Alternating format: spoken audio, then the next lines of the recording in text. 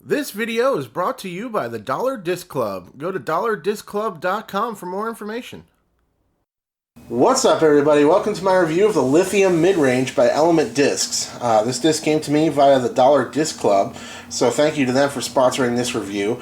Interesting disc to check out. I really like the fact that Element Discs is out of Long Island, New York, where I grew up, and I like the fact that they're trying to put together a disc golf scene there. I think a lot of people could benefit from that.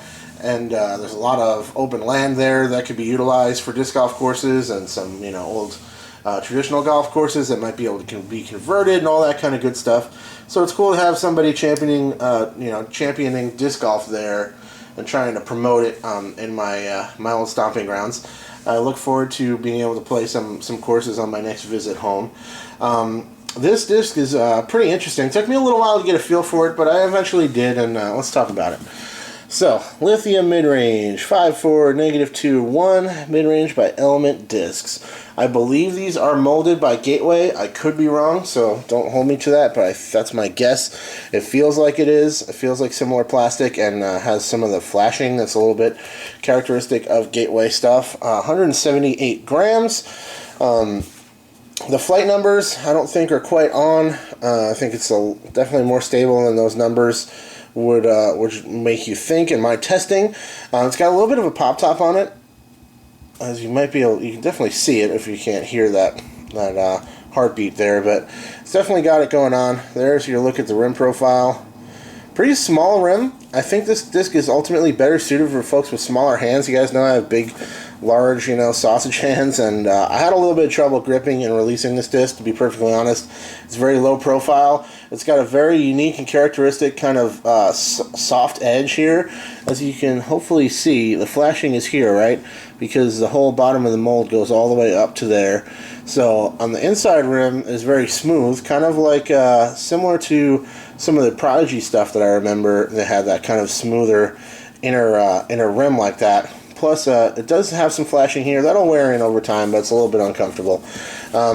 So yeah, I have a little bit of trouble gripping this thing just based on the fact that I have really big hands. I think it's better for folks with a little bit smaller hands, smaller fingers. I think you'd be able to get a better grab on it. But it doesn't feel bad in the hand.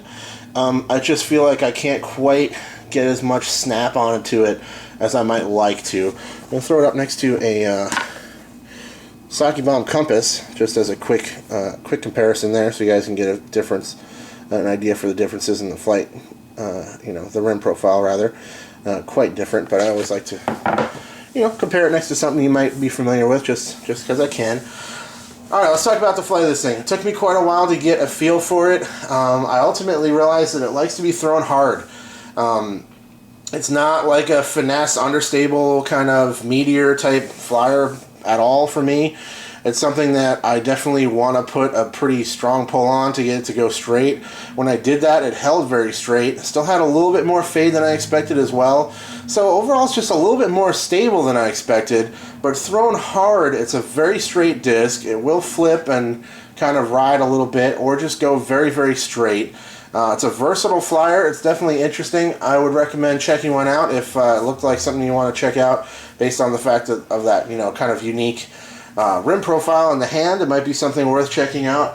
But yeah, it took me a little while to get a feel for it, but I eventually did and started to throw it on some nice lines. It holds a turnover just fine if you really release it with some strong anhyzer. So it's kind of a good, just basic workhorse, low-profile disc. It's got a very small rim, low-profile feel in the hand, so if you like that sort of thing, definitely be something to check out. But in flight, it seems to just hold lines very well, but it's not exactly a finesse, be gentle with it kind of disc. It's something that wants to be thrown with some good power. For me, at least, you guys know I don't have a huge arm, but I need to lay into this thing a little bit to get a nice flight out of it, but it's handled that quite well.